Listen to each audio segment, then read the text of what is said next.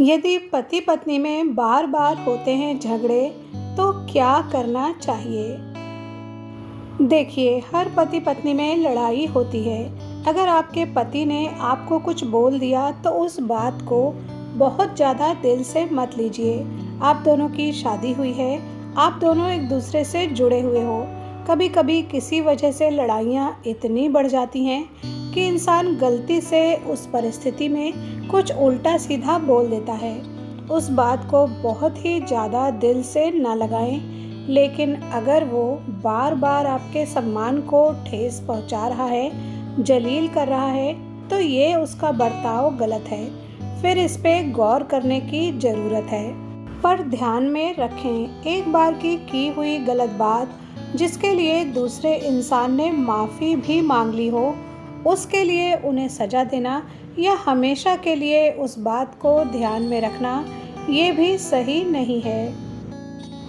दूसरी बात पर आते हैं, वो इंसान आपकी वैल्यू नहीं कर पा रहा, आपकी कदर नहीं कर पा रहा, क्योंकि आप बार बार उसके पास जा रही हो, उससे मिन्नतें कर रही हो, उसको उसकी वैल्यू दिखा रही हो, आपके दिल में उसकी कितनी कदर है ये जता रही हो। थोड़े दिन उसको उसकी वैल्यू दिखाना बंद कर दो, उसको कीमत देना बंद कर दो और अपने आप को वैल्यू करो, अपने आप की कदर करो। उससे रिक्वेस्ट करना, मिन्नतें करना, उसके पास बार बार जाके बात करना बंद कर दो। इग्नोर करो उस इंसान को। 1 हफ्ता या 10 दिन या 1 महीना, 2 महीना ऐसा करके देखो। इस दुनिया में बहुत से इंसान ऐसे होते हैं, जब आप उनको इग्नोर करोगे तो उनको इस बात का एहसास हो जाएगा कि उनके पास आपके रूप में क्या था। अब वो किस कमी को महसूस कर रहे हैं, क्या मिस कर रहे हैं, और वो आपके लिए थैंकफुल होंगे, आपके लिए आभारी होंगे, आपके पास वापस आ जाएंगे, आपकी इज्जत भी करेंगे। चलिए तीसरी बात पर आते हैं। ये बहुत ज़रूरी बात है जो हर लड़की में या औरत में होना ज़रूरी है। आप स्वावलंबी बने। आप और हम सभी 21वीं सदी में जी रहे हैं। आज के ज़माने में हर लड़की या हर महिला का अपने पैरों पे खड़े होना बहुत ज़रूरी है, ताकि आपके जीवन में आपकी इज्जत बनी रहे, आपका सम्मान बना रहे, आपके जीवन में आपका लगाव बना रहे। किसी की हिम्मत ना हो आपसे बदतमीजी करने की। कोई पैसों के लिए आपको जलील ना करे और कोई आपका इस्तेमाल ना कर पाए। आप अपनी ख्वाहिशें, अपनी इच्छाओं को पूरा कर पाओ।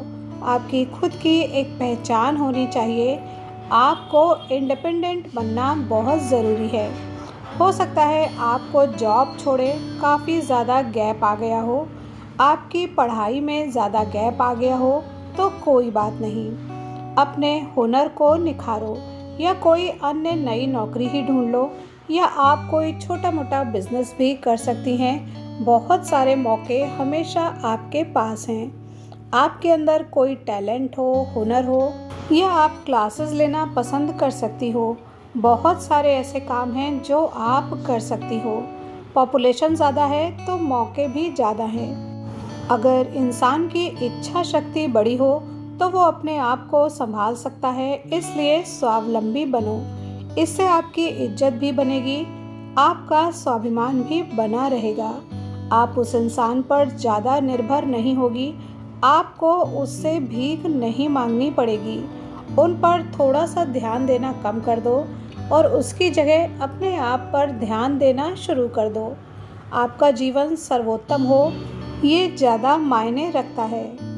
आइए बात करते हैं चौथे भाग की। ये समझिए कि सभी रिश्ते आपके लिए ज़रूरी हैं, लेकिन बहुत ज़रूरी नहीं हैं। उनके बिना भी आपका काम चल सकता है। वो आप पर ध्यान दें या ना दें, आपको वैल्यू दें या ना दें, तो भी आपकी लाइफ आराम से चल सकती है। अपने आप को वैल्यू दो, अपनी इच्छाएं पूरी करो, खुद की कदर करो, अपने शौक़ पूरे करो। आपको उस इंसान से बहुत ज़्यादा प्रभावित ही ना होना पड़े, क्योंकि जितना प्रभावित होगा उतनी ही ज़्यादा लड़ाई होगी। लड़ाई झगड़े के माध्यम को ही कम कर दो। उस इंसान को अपनी प्राथमिकता या ज़रूरत मत बनाओ, खुद को अपनी प्राथमिकता बनाओ। अपनी इच्छाओं को, अपने शौक पर अपना ध्यान लगाओ। आपको किसी की भी ज़रूरत नहीं पड़ेगी। नंबर 5, अगर आपका पति हमेशा ही बहुत ज़्यादा गाली गलौज करता है, बदतमीजी करता है, रोज़ आपको अपमानित करता है, तो इन बदतमीजियों को, इन हरकतों को सहना बिल्कुल बंद कर दो। बिल्कुल भी नहीं सहना। ऐसा कोई भी काम आप बिल्कुल भी मत करना जिससे आपका जीवन बर्बाद हो जाए, हर दिन नरक में काटना पड़े, जिंदगी का मतलब ख़त्म हो जाए। अगर आपके बीच झगड़े की वजह कोई तीसरा व्यक्ति या कोई विशेष विषय है, तो उसका निवारण कीजिए। झगड़े का निवारण अपने आप ही हो जाएगा। अगर निर्णय लेने में आपको मुश्किल हो रही हो, तो सिर्फ 3 महीने के लिए दोनों अलग अलग रहकर अकेलेपन का अनुभव कर लें, तो ये पता चल जाएगा कि आपके मनों में एक दूसरे के लिए अभी जगह बाकी है या नहीं। अगर अकेले रहते वक्त एक दूसरे से लगाव जैसी कोई चीज़ महसूस ना हो, तो हमेशा के लिए सहमति से अलग हो जाना ही अच्छा होगा।